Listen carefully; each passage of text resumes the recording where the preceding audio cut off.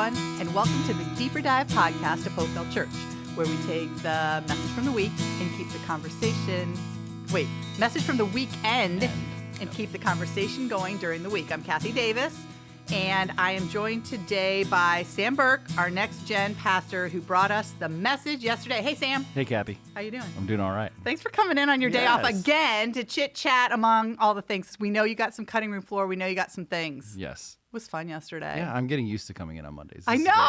You better choose a different day off so you can actually sleep in. Right. But you have kids that have to be at school at dark 30, so you got to get going. Exactly. I'm up anyway, so might as well. I don't know. So yesterday, I learned a lot of things. Well, first we got to say one thing. Okay. Does everyone notice? Well, the people that are watching on YouTube can see that we're kind of in a different set now. Maybe. I noticed this morning.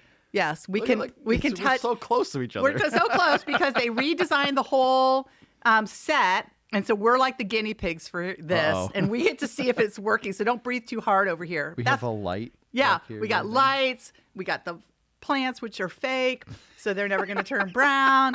And we still have the bowl, which we introduced last week, but now the bowl is appropriate because we still got the mints, but since we're so close and everything, maybe we need a mint. So feel free to grab one whenever you want. We got lots of them in the bowl. Right. So people have to give us a little feedback. If you're listening to the audio, maybe you need to jump on YouTube and see what you think. And see it. See what you think. Let us know. People always let us know everything. It's a little more cozy than... Does it feel cozy? It feels tight. And you know what I said? It's like I can literally kick you under the table now. Yeah. Or you me. Yeah. Stop it. That's terrible. Stop yourself. So anyways, let's talk about yesterday. So week 4, Galatians. Yes. I learned some stuff yesterday. Okay.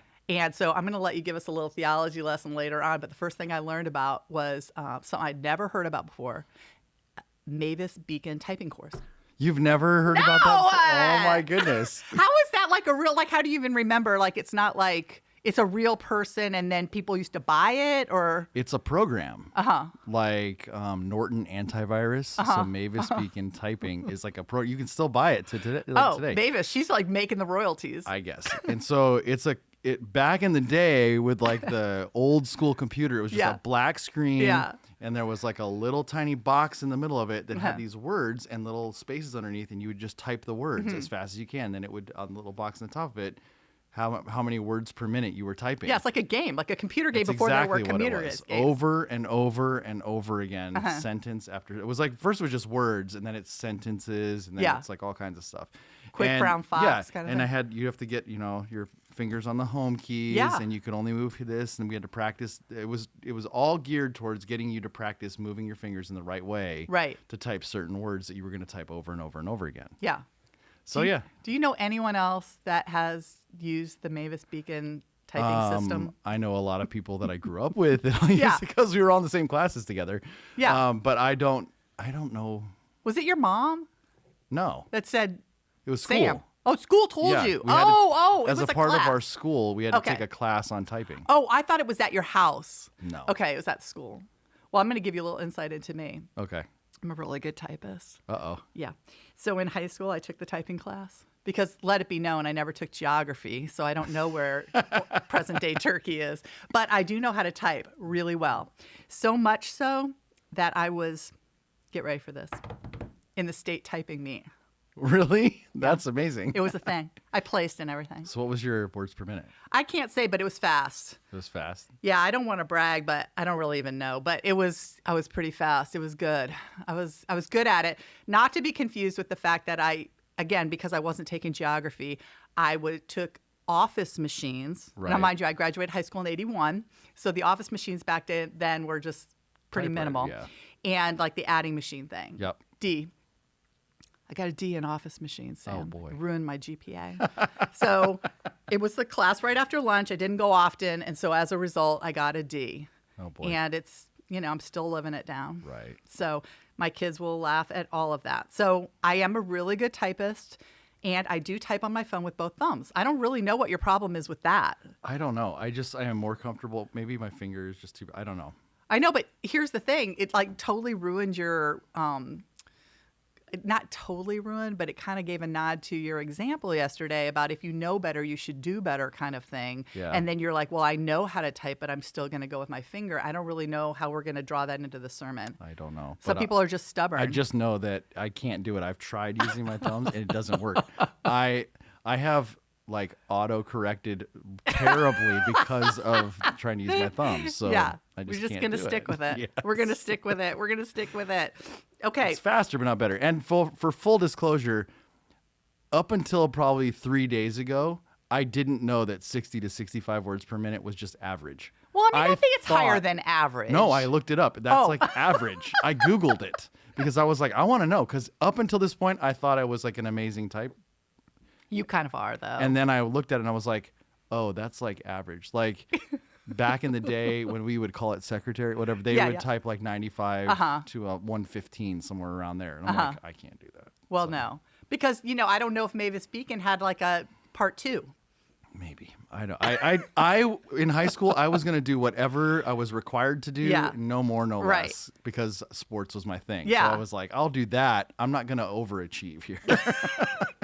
Yeah, but look at those California schools, Mavis Beacon typing. Yeah. What year did you graduate high school? 98. 98, yeah. That was just a hot second ago. Yeah. So. Well, it seems that way, and then it's not at all. Okay, we got to talk about grace. Yes.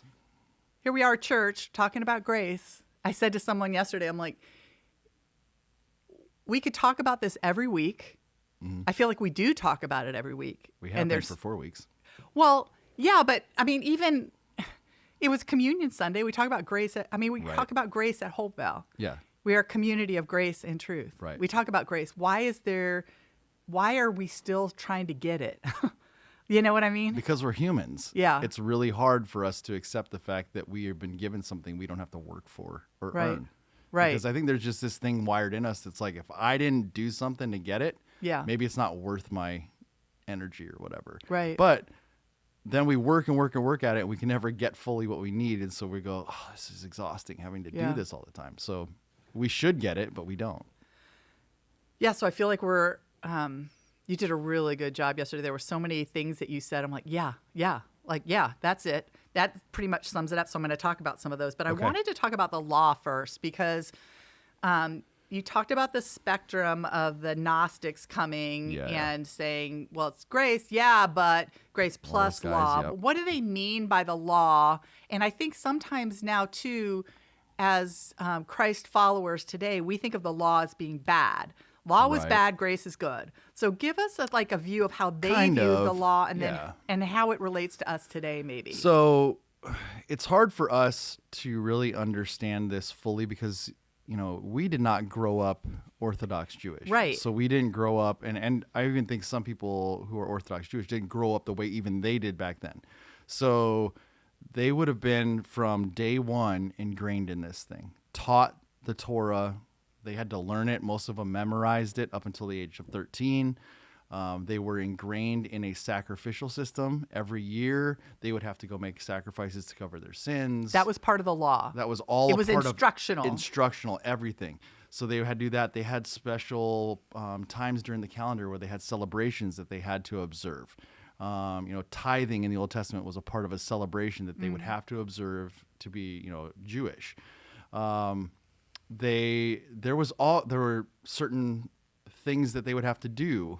The circumcision was a part of all of that stuff. So all of these things, rituals, calendar events, sacrifices, observing the law, knowing the law, being able to recite things about the law.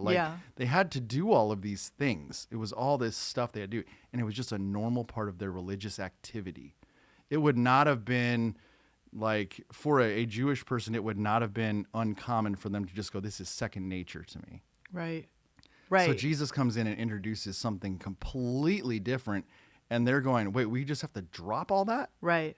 So I think for we look at that and we go, oh my goodness, that seems like, why would you do all of that? They're going, why wouldn't you? Yeah. What was the goal, their understanding of the goal of following all of this Torah? To get them close to God, get them acceptable to God, or just to live life? It was a covering of their sins. Okay. It was a living of life, and it was really their connection to God. Okay. Look back through the Old Testament, God shows up and does these things for them, tells them, commands them to do certain things. Gives the law to Moses. Moses hands it off, says, teach your children these things, Deuteronomy 6. We use that as a part of our kids' ministry to talk about how parents should ingrain not the law, but ingrain the teachings of Jesus and all that stuff into their kids. But we use Deuteronomy 6, which is really about ingraining the law into your children so that they understand it and know why they're doing it. And the reason they're doing it is because it's their connecting point with God. And it was always this conditional thing. If we don't, then we don't have connection with God. Okay. That God will not be close to us, that we won't have God's favor upon us as a nation, all those kind of things. Because they would look at the Ten Commandments and go, okay, if I build idols, if I do this kind of stuff, God's going to remove his blessing from us. He's going to remove his favor from us. So got to do my part. Yeah. So that was really how they would view their relationship with God, was blessing and favor.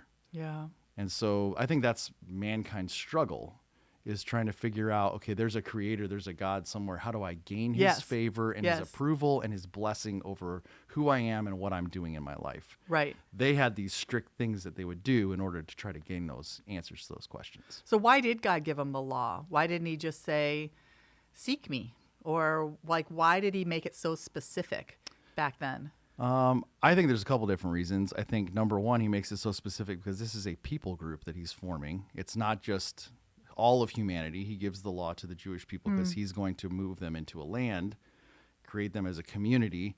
And so anytime you have a community, you need to have laws. So he creates these laws.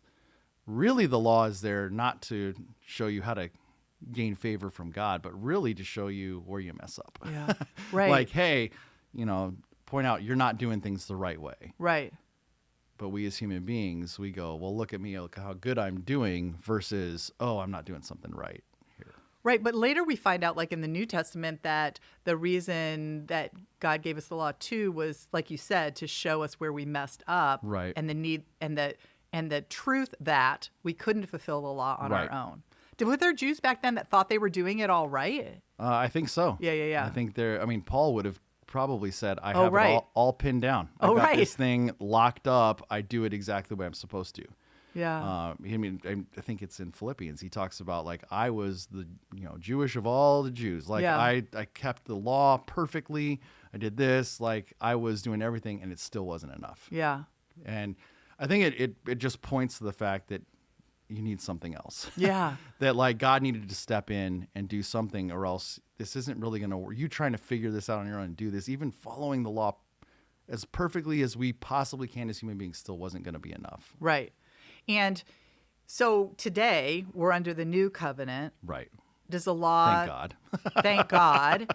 And literally, and is there any use for the Old Testament Torah laws today for us as Christ followers? Yes, there are points. Okay. So I think Jesus said it perfectly. He summed up the law into two phrases, like love God with everything you have and love your neighbor as yourself. Right.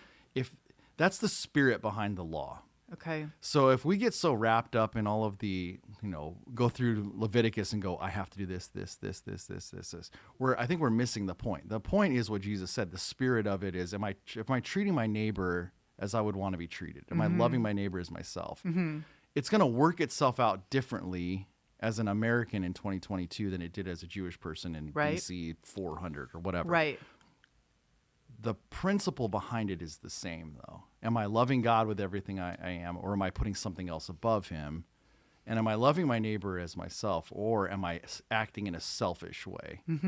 Those are the motives behind the law. So when we look at the Old Testament, there's use for some of them if we go back and look at the motive behind why some of those laws. That's why some people accuse Christians of, oh, you just cherry pick the Old Testament. You pick and choose which laws you want to obey and don't. And to an extent, that's true, but it's true because we're looking at what's the underlying motive. It's love your neighbor as yourself. Well, this doesn't make sense to me. Eating shellfish is not a part of a thing for me. It may have been for them. It's not for me. But am I loving my neighbor as myself? Am I loving God with everything I have? Those are the driving motives. So that's the use for the law. So, like, the one that jumps out to me is the whole tithing thing. Yeah. Like we talk about that in church a lot. I don't know if there's another one. That's the one that jumps out to me as one that we still kind of like, well, they had this 10% situation going on in the Old Testament. We should probably keep doing that today. But your view is the overriding principle is generosity and God, giving God, realizing that we're just stewards at all his anyway. We should be giving back to the Lord. Yeah, the Old Testament tithing is an Old Testament principle. Yeah. Generosity and compassion is a New Testament principle. So I'm guessing that early Jewish people were like, tithing's part of what we used to do, but they were all in. Yeah. I mean, you read the book of Acts, and you're like, they selling their property, way more than 10%. Yeah. It was like we're 100% in. Yeah. And we're invested in the lives of other people and taking care of each other, whatever that means. Mm-hmm. So I think for someone who's like, I already give my 10%, I'm good. I think the early church would look at him and go, really? Yeah. Like, like, no, this is an all in thing. We're all about that. And I think generosity was the goal. So I think when you go back to a heart spirit motive versus just the letter of the law, then you can make sense of why the law was given to them and then what we do with it today. Right. I can see how people might still want to go back to things like the law because it's that, we've talked about it before, the box checker mentality. It's concrete, Yeah, where it's like, I read this term last week and it has stuck with me like nobody's business. The safety of compliance. Yep. And have you heard that before? Yes, I have, yeah. Really? Yep. I thought it was new, so I thought it was like all cutting edge on that. But it's just like there is safety in, I did that. I wrote my check for that. Right. I sacrificed that, whatever, in the Old Testament, whatever. I've done these things. Whooshing. Yes. Therefore, I can kick back now and do whatever I want because I've done the things God asked me to do versus the New Testament was like, Jesus says, you've heard it was said. Right. And he's like, guess what? It's a bigger deal than that. Absolutely. For a list maker, that's probably reassuring to go, I was able to check off my list today. Yeah. For someone who's a little more free-spirited, they might be going, I would rather the nebulous grace thing than the check off the box law thing. So here's the situation. I thought you and I would talk about how we were raised a little bit because we were raised differently. Yes. Both church-going families, and I was raised in the Catholic denomination. So I was raised with a lot of, I'm just saying, this is my experience. Right. A lot of do this and check this box, and you must live by these rules. And if you do these, the thing that I received was, if you do these things, you will hopefully gain favor with God in the end. So there was some rule following that I, like Paul's testimony, came to at one point, went, wait, Jesus already fulfilled all of that. Now it's a receiving for me. So there was actually a turn for me. Right. So tell us about your church-going experience. Yeah, my church-going experience and my upbringing was very fundamentalist. So everything was fear-driven. Okay, so yeah, if you were saying that your obedience was based off of gaining and getting something, my obedience was based off of if you don't, you better or else. That God is going to smite something, or it felt like that God's fingers on the button just waiting for you to screw up. And we saw it over and over again. I think early on, one of the teenage girls in our church got pregnant. They brought her up in front of the church, publicly shamed her, humiliated her. Like just that kind of stuff was ingrained in our church. And Don't I was mess up. Oh my goodness, you have to be perfect or else you can't be a part of it. That was the feeling. They would never have said that. Right. But that was the feeling, was like, don't screw up or else God isn't going to love you anymore. Right. And so that caused a very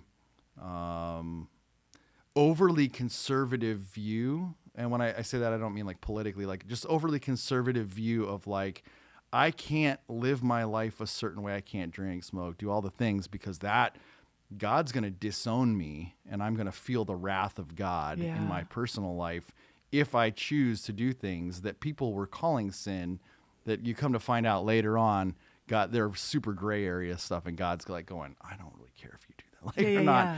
But it was like growing up in that environment, I became a very fear-based person because I was like, I can't mess up. I have to look a certain way, act a certain way, be a certain way. in front of others, whether or not personally and privately I was doing that at all. because I have to put off this persona that I'm following Jesus with everything and I'm perfect. And it was all fear-based. But so where was the language of grace? I mean, somebody would say, a fundamentalist church would have said, Jesus is finished work on the cross. Oh, it's grace up until you accept Christ. Oh, and when you're kind like of. a pagan, it's just like you can kind of mess up because you don't have Jesus. But once you have Jesus, right, step but up. it was still it's like talking out both sides of your mouth. So it's like the grace of Jesus and the cross. That's how you come to Jesus, but everything else is up to you. So that's the way it felt. Like the society is evil. So we're gonna separate ourselves from that society, call it evil, point it out, boycott it, hate it, whatever. And then inside the church, you come to Christ through grace. Yeah. You don't work for it. It's not about your baptism, all that kind of stuff.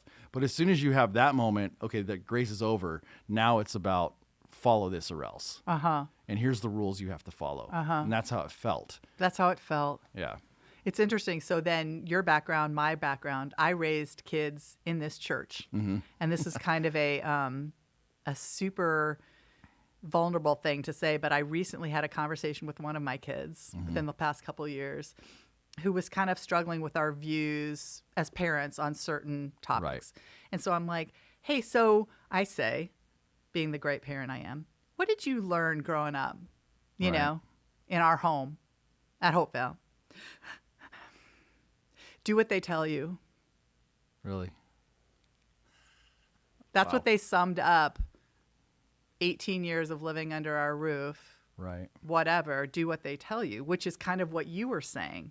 Yeah. Now, I actually talked to your wife, Sarah, about this. She goes, do you think that you ever said that, expressed that worldview to that child? I'm like, no. Like, how did they receive that when I don't think that's the tone we set in our home at all? Or at Hopevale. Right. I feel like at Hopevale, I had a kid go through children's ministries and high school ministries, and they can sum it up with do what they tell you. And so I'm like, wait. So I said, hey, in case you missed it, let me tell you a little bit about grace. Right. And so I talked about the gospel, you know, just back again, because again, what you and I talked about at the beginning is like, you can't hear it enough times. Some of us need to hear it a lot of times. And so I'm like, what is it about human nature? Even though you were in that church that talked about grace, and my kid was in a church that talked about grace, where they kind of were back to, I know they said the word, but what I felt was. Yeah. And it could have been a lot of things. It could have been what they observed. Yeah. Because, you know, we're, as human beings, we say things, and then sometimes our actions, and it may not have been even you and your family. It may have been something that they experienced from somebody else and realized, oh, they say that, but everything I'm seeing from how they treat people to what, you know, what they say about other things that don't line up with what they're saying over here. And they just end up drawing conclusions like, oh, they don't really mean it. Right. Which is really sad. Right. Because it's like, no, we do mean it. Yeah. Yeah. We do mean it. And we want to give people space and grace for things that we disagree on or things that we are in process with. But I think sometimes it doesn't translate completely to everyone that way. It translates as, oh, what they really mean is do what I say. Yeah.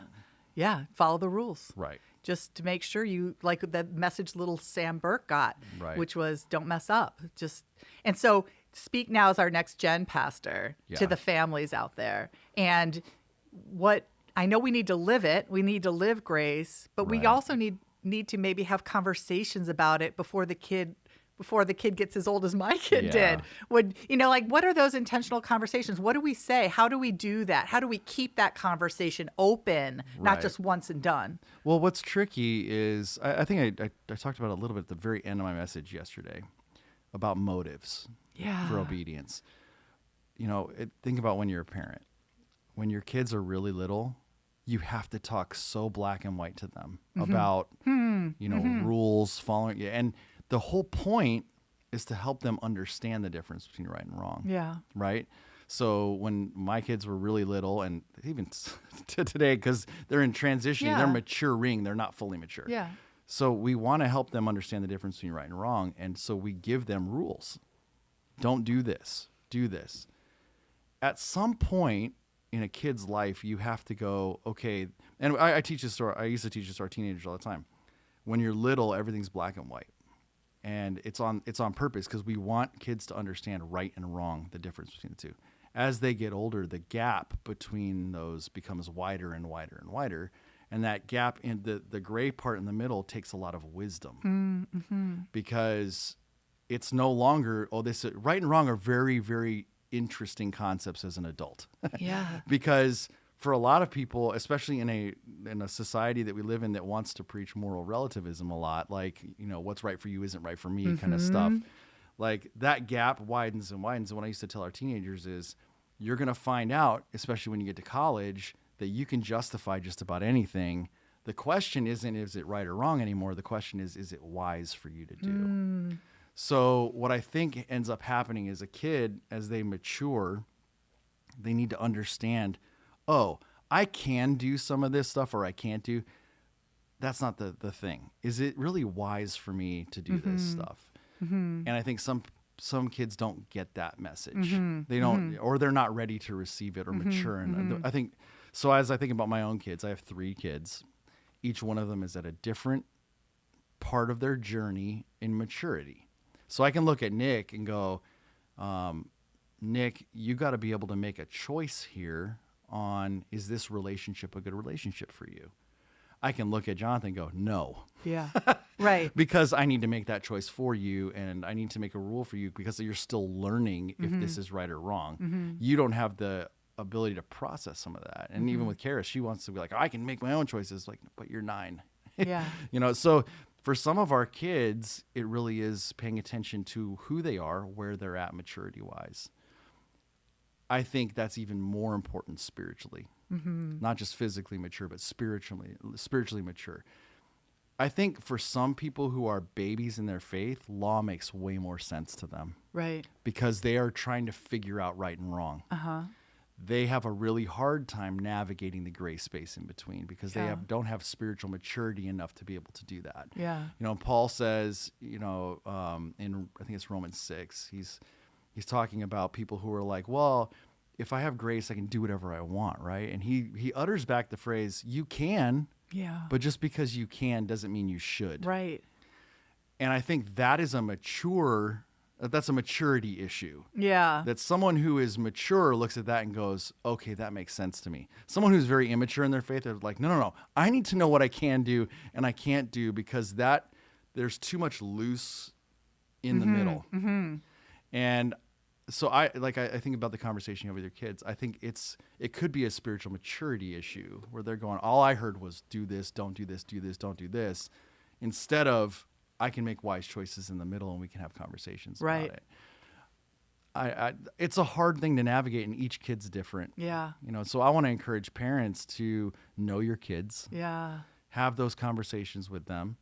The goal is not to, thumb them down. The goal is not to give them rules until they're 45. Yeah. The goal is to raise a kid who can understand the gap is growing wider and wider and they can make wise choices. Yeah. And how do you as a parent help reinforce them making wise choices? Right. And being okay with the fact that they may not always make the right choice in your eyes, but they're growing in their wisdom even when they make the wrong choice. Right. Well, that's a for sure. Even as an older parent now, apparently I didn't do everything wrong. So I remember I tell young moms now, I'm like, you don't really want them to not make any mistakes while they're under your roof. And so I used to pray my kids would make mistakes while they were still home so that we could walk them through that. Right. So they did. Safety net. So they did. They made a lot. So, but I love them to pieces. And I think, again, it's, this, for someone who's a box checker, even as a parent, we don't get to check the box. Right. Have the conversation, they'll get it. Explain the gospel, they'll get it. One little conversation over communion, and they'll get it. They prayed the prayer, they accepted Jesus, they'll get it. But in our homes, to have open-ended conversations where you're not teaching all the time, but asking them what they think, letting them sit in it for a little while, guiding. It's exhausting, Sam. Are you exhausted? No, not really. It's good. It's energizing because it's not this like take this pill and you're done thing. It's a way. Yeah. Right. And so that's what they used to call it, the way, because it was not just I signed up for that, so I'm good to go. Mm-hmm. It's like, no, there's a constant renewal process and refining process in my life, which is I'm great with, because I don't want to be the same person I was at 8 years old when I made a decision for Jesus. I would hope that I'm growing in my relationship with Christ, and I'm better off today than I was back then. Yeah. Even though my standing with God's the same. Yeah. Yeah. Oh my gosh, Sam. I feel like you need to give us a little theology lesson. You talked about justification, imputation. Yes. I feel like I knew justification. We talk about it a lot, but go with both, but I want to camp on that second one for a hot second. Yes, okay. Go. Justification, being declared righteous or innocent by God. It's a legal term that Paul borrowed from the courts when a judge would hand down a sentence and would declare someone righteous. And in his mind, it's like, even if this person doesn't deserve it, the judge said, no, I'm declaring you righteous. Declaring you righteous or innocent? Both. Okay. So it could be righteous. Righteous and innocent to them were the same thing. Okay. Like you're doing the right, you're living right. Okay. Righteous just means I'm in right standing with God. In the legal term, it would have been like I'm a moral citizen. I'm not doing immoral things as a citizen. Got it. The judge is going to look at you and go, you're not guilty. Mm-hmm. In the terms of God, it's God looking at us and going, you're innocent. You are right. Innocent in my eyes of sin, you're righteous. And then I talked about imputation, which is really why God declares us righteous in the first place. Okay. It's not because of what we did. It's not because of following the law. It's not because of church attendance, not because of baptism, all these things that, we can somehow start checking off the list. Like, well, I did this, I did this. I must be good with God. Mm-hmm. God's going, that isn't it. That's not the point. The point was, the reason Jesus went to the cross, rose from the dead, was because he was going to impute his righteousness to us. Mm-hmm. Imputation is this whole there are two different lines of thinking here. There's double imputation, where he takes on our sin and he gives us his righteousness. I think that's implied in 2 Corinthians 5:21. That's a tricky passage to try to navigate, but the bottom line is we get something that we didn't earn or deserve, that was all fully his. Yeah.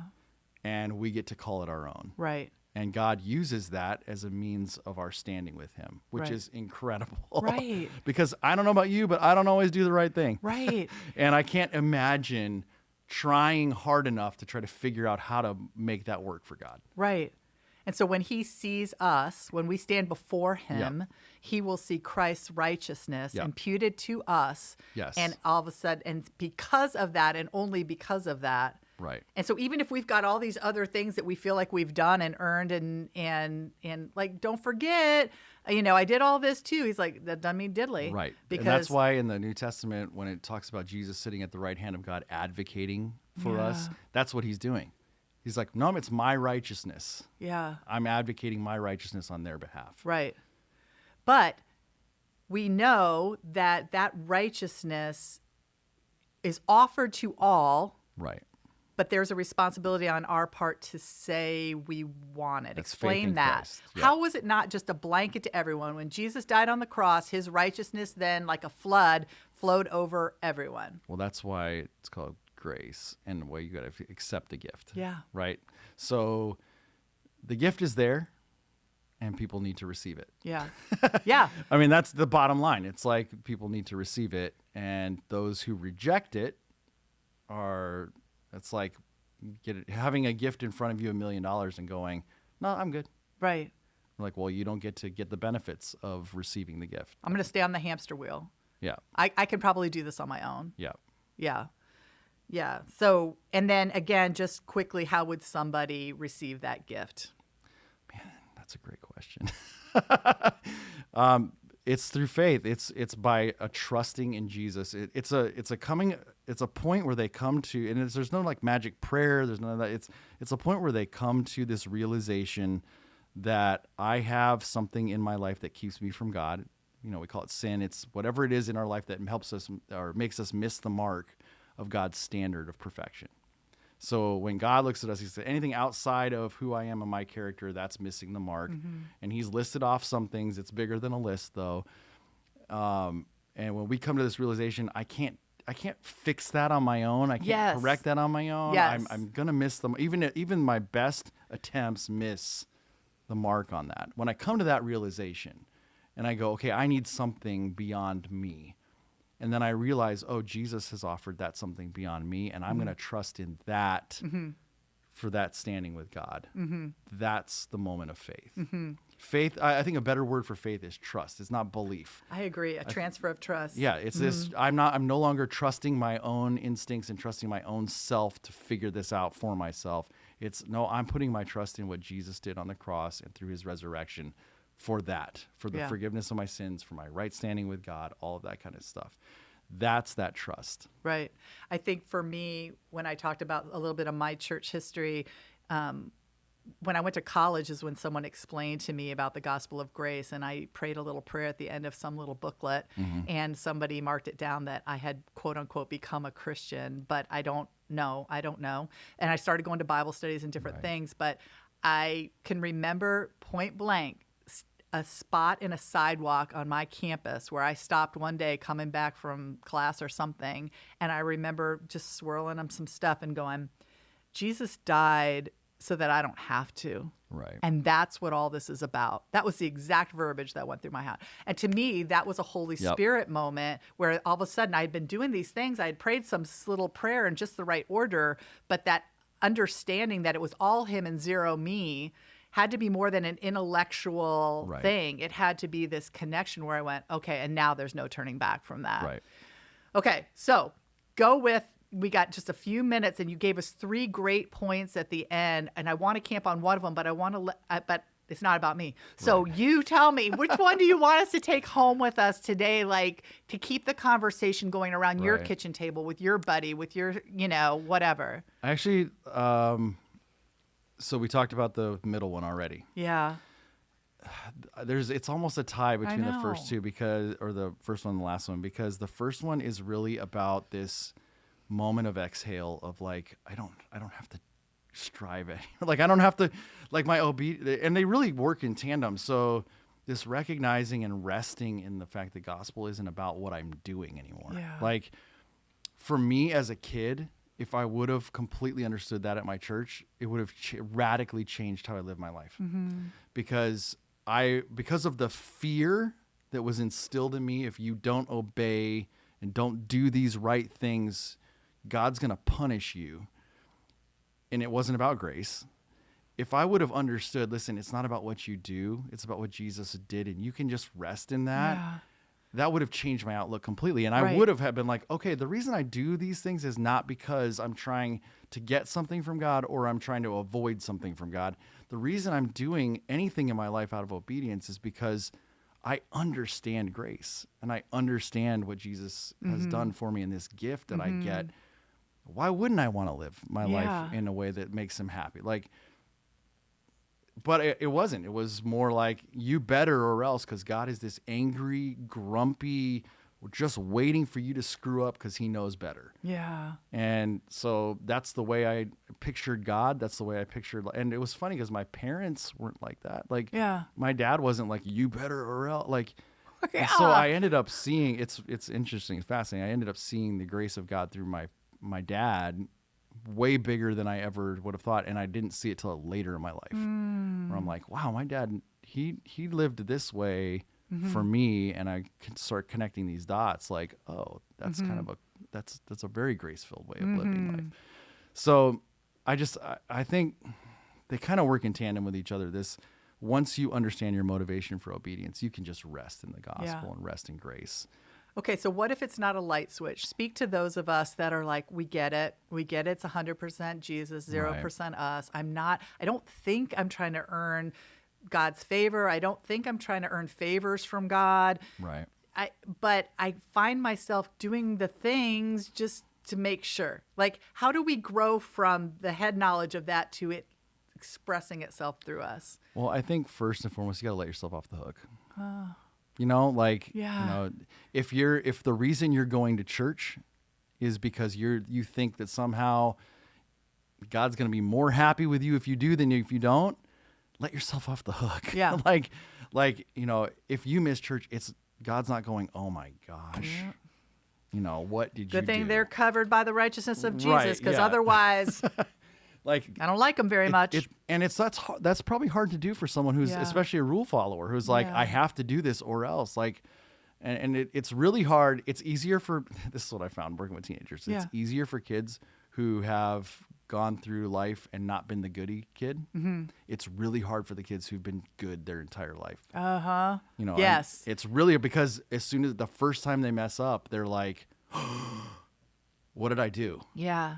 And is that okay? Mm-hmm. Is God okay with that? And it's like, we want to help them understand, you're going to be okay. Mm-hmm. You know, God's not up there going, I knew it. Mm-hmm. I knew it. Like, and so the kids who grew up screwing up and then they came to Christ later on, they have a bigger understanding of grace because they're like, okay, I can understand this concept. Like, I think it's harder for kids who grew up in church, people who grew up in church, who always followed the rules, always did whatever, and they were like, God's going to either bless me for it or whatever, to just take a breath. It's a little harder. And so I would just encourage them, let yourself off the hook, like, and do it little by little. Right. You know, it's not a big, like, okay, everything, you know, just take one thing and go, okay, if I don't do this, it's not like I lose favor with God because of it. And if I do this, I'm not going to be his favorite. I think that's where church people are like,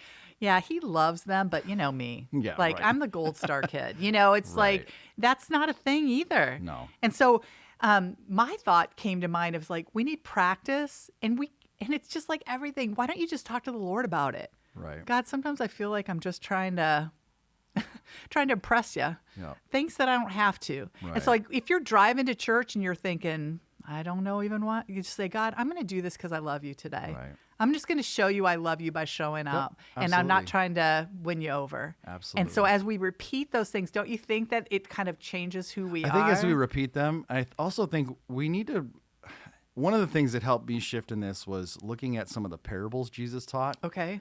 And what it made me feel like. So there's a couple of them that Jesus teaches where he on purpose makes you feel like that's not fair. Like, there's one of them where it's like these people worked and worked. And then the person comes in at the last minute and gets the exact same wages as the person who worked. One. I don't like to read it either because I'm like, wait, time out.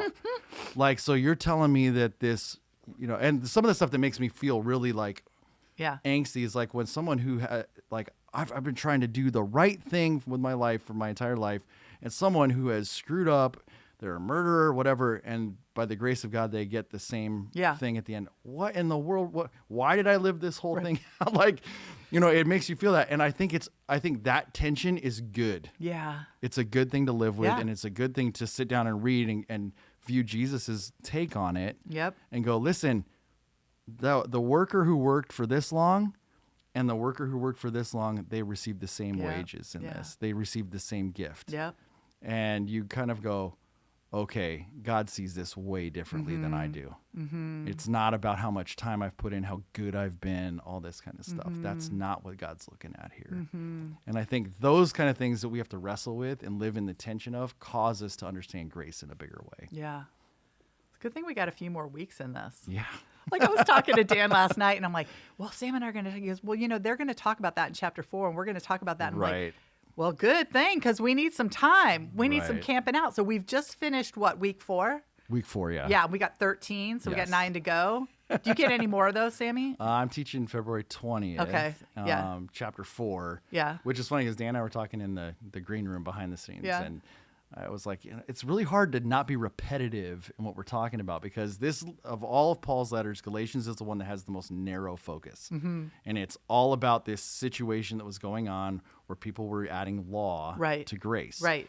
And we're going to get to later on about, you know, how the Holy Spirit interacts with this whole thing, and how do you understand if you're following the Spirit of God in this versus the law of God, what freedom in Christ means. Right. Oh, good. We're going to talk about in chapter 4, where I'm going, I'll tease this out for a second. We're going to talk about not going backwards to things that we've been set free from. because I think, and we could talk about the specifics of what happened, but I think I want to talk a little more about the general principle in life about when God sets you free from things, why is there this propensity to go backwards to things that feel comfortable? Right. Whatever. We're going to talk about that in that setting, so it's going to be great.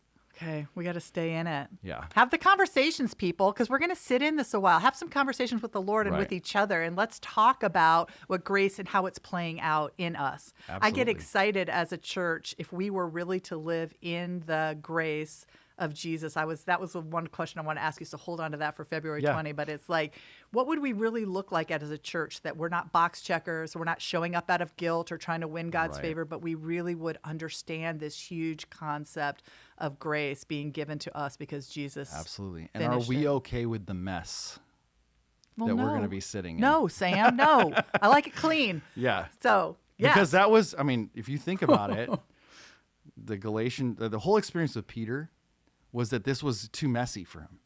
And for these people who were coming, it was all too messy. So if we can just get everybody on the same track, doing the same thing, experiencing the same stuff, it's going to clean this thing up, and it's a whole lot easier for us to understand this. Yep. And God's going, no.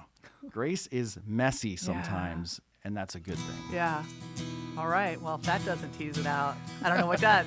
So anyways, we're going to close up for today. Thanks for watching The Deeper Dive. And we will, or listening, and we'll see you next time, and can't wait to see you then. Bye, everyone. Thank you for watching the Deeper Dive video podcast. To check out our full library, make sure to subscribe by clicking the button below. Also, make sure to select the bell icon in order to be notified of any new content as it is posted. If you would like to give to the Lord here at Hopevale and support the ministry, you can give by visiting hopevale.org/give. Thank you again for joining us today. We look forward to seeing you and your family at Hopevale Church.